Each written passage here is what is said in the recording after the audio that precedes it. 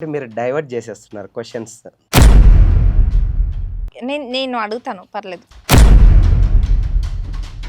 Next BJP party అంటే కేరళలో, తమిళనాడులో, వెస్ట్ అవి నెక్స్ట్ బెంగాల్‌లో ఎలక్షన్స్ ఎలక్షన్స్ జరుగుతున్నాయి కదా! సో బీజేపీ పార్టీ వస్తదని అనుకుంటున్నారా నెక్స్ట్ టైం? అంటే కాంప్లికేటెడ్ కాదు గానీ బీజేపీ పార్టీలో కూడా అంటే అమ్మాయిల్ని, అబ్బాయిల్ని అందరిని ఈక్వల్‌గా చూస్తున్నారా?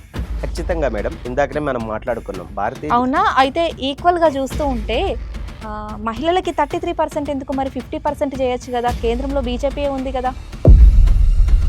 కొంచెం ఆపుతారా ఒక 2 మినిట్స్? మరి సనాతన ధర్మం అని చెప్పేసి అంటున్నారు కదా! సనాతన ధర్మంలో మరి సనాతన ధర్మం ఏదైతే పాటించిందో అది ఇక్కడ కేంద్రంలో చూసుకుంటే బీజేపీ పార్టీ పాటించట్లేదు కదా! మరి సనాతన ధర్మం గొప్పతనం గురించి మీరు ఎలా చెప్తారు? మహిళలకు మీరు 50% ఇవ్వట్లేదు కదా! పాటించట్లేదని మీరు ఎలా చెప్తున్నారు? సో రేవంత్ రెడ్డి గారు తెలంగాణ సంబంధించినటువంటి ముఖ్యమంత్రి. అదేవిధంగా ఇక్కడ ఉన్నటువంటి స్థానిక మంత్రులు కూడా ఏమన్నారు? కాంగ్రెస్ అంటే ముస్లిమ్స్లకు సంబంధించినటువంటి పార్టీ, కాంగ్రెస్ అంటే క్రిస్టియన్స్ సంబంధించిన పార్టీ. దేవుళ్ళ గురించి మ్యాటర్ కాదండి ఇక్కడ మతం గురించి కూడా మ్యాటర్ మ్యాటర్ కాదు. మతం అనేది ఎక్కడి నుంచి వస్తుంది? పార్లమెంట్ లో స్పష్టంగా చెప్పారు. A Muslim could be a Muslim, a Christian could be Christian, but a Hindu why not Hindu అంటే తను ఒక క్లియర్గా చెప్పారు. ఒక ముస్లిం నేను ముస్లిం అని స్పష్టంగా చెప్తున్నప్పుడు, ఒక క్రిస్టియన్ నేను క్రిస్టియన్ అని బహిర్గంగా చెప్పుకుంటున్నప్పుడు, ఒక హిందువు ఎందుకు చెప్పుకోవాలి అని చెప్పేసి స్పష్టంగా చెప్పి సెక్యులరిజం గురించి మాట్లాడుతాం. ఈరోజు సెక్యులరిజం గురించి టాపిక్ వస్తే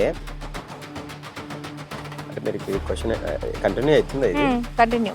జగన్ పార్టీ కూటమి ప్రభుత్వానికి ఎలా డిఫరెన్స్ ఉంది? ఆ ప్రభుత్వానికి ఈ ప్రభుత్వానికి 11 సీట్లకే పరిమితమైనటువంటి జగన్మోహన్ రెడ్డి గారు ప్రస్తుత ప్రభుత్వం 18 నెలలు అంటే దాదాపు 2 సంవత్సరాలు కాబోస్తుంది మేడం. ఈ 2 సంవత్సరాల్లో ప్రజల కోసము ఈ కూటమి ప్రభుత్వం ఏం చేస్తుందో కూడా తెలుసుకోలేక